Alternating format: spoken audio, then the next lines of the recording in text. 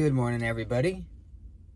It's Thursday morning, and today I want to talk to you quickly about this knife right here. This is the Ganzo FH12 in stainless steel. I'm not sure if it comes in G10 or any other handle material. This is the only one that's on Amazon that I could see, and I actually like it better this way than if it was in G10, I think. Anyways, this knife costs $27, and it has the best action of any knife in my entire knife collection, which is fairly large at this point. It's incredible.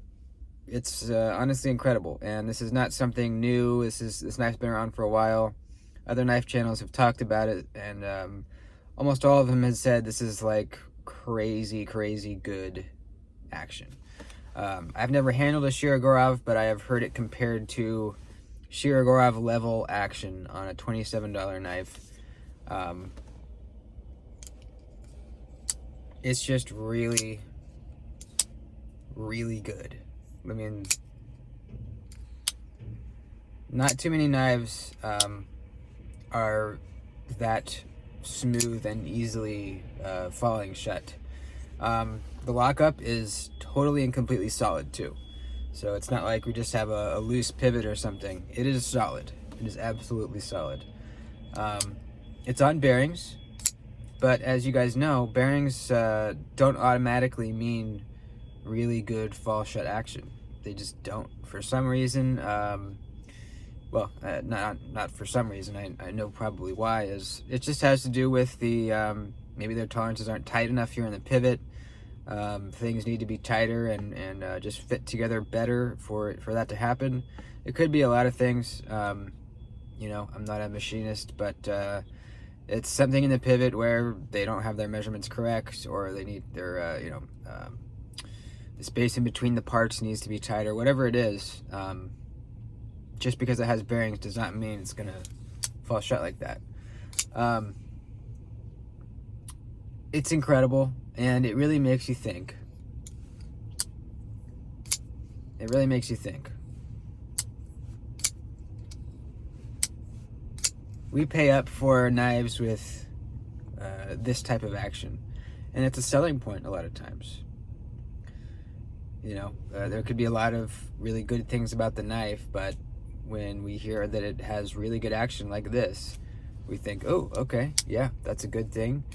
And if I have to pay a little extra for that, then so be it. It's worth it. Apparently it doesn't cost extra, right? Apparently having really good fall shut action can be done on any level of knife, no matter the skill of the machinist. Well, no, that I won't say that. No matter the price of the knife, it can have very good fall shut action. And it also makes you wonder, why don't all bearing knives have this type of good action? If that can be done at this low of a price point, why don't we see all bearing knives be this good? I don't know. I don't have the answer. Does Ganzo have some kind of a trick that they're using here in this knife that enables them to get that action at a very low price point? Maybe, probably not. I don't think it's some sort of unknown trick. Are they just losing a bunch of money on this knife? Does it actually cost them a lot more to make and they're just taking a loss on it? No, there's no way. They wouldn't put out a knife they were losing money on.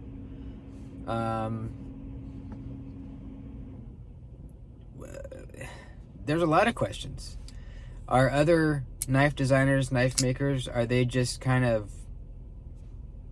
not...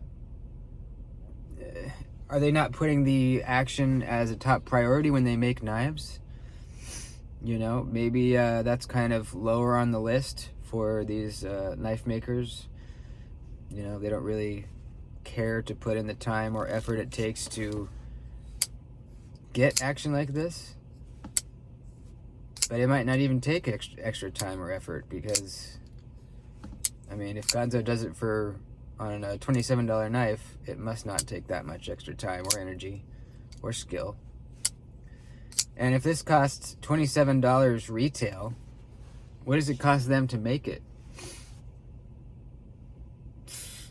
Insanely, almost nothing, right? I mean, it probably cost them, what, like $10 to make this knife, or less, probably like $5, really, to make this knife.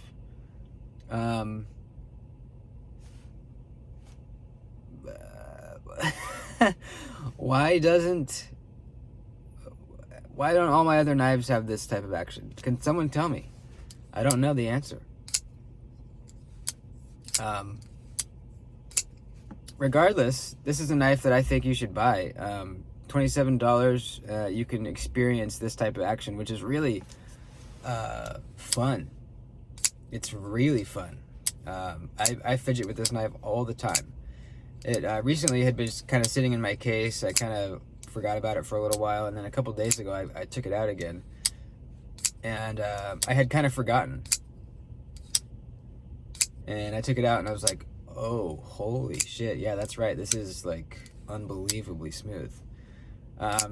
Now, I don't like the design a lot. I don't love this kind of like almost straight back design with belly and the high tip.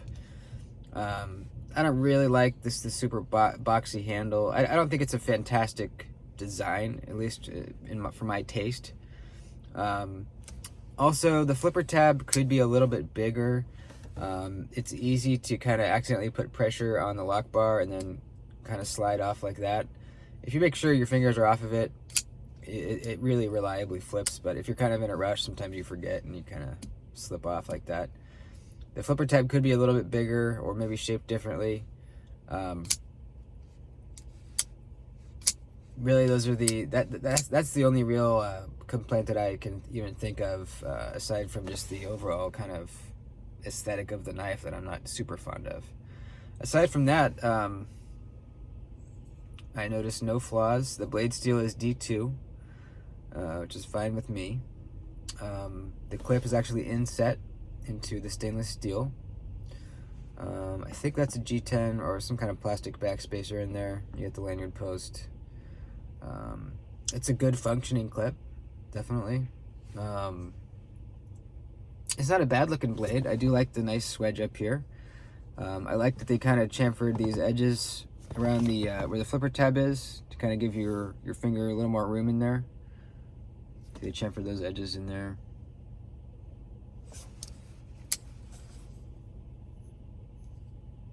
So that's a nice little detail.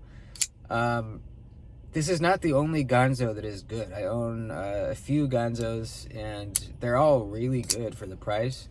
This is, however, the best, one with the best action that I've found, and just through watching videos, it seems like this is the best one as far as the action goes. And the D10 is really nice too. I think it would feel even better with a bigger or differently shaped flipper tab, but it's excellent. Now, I don't think it's possible to fail this knife. Let's see.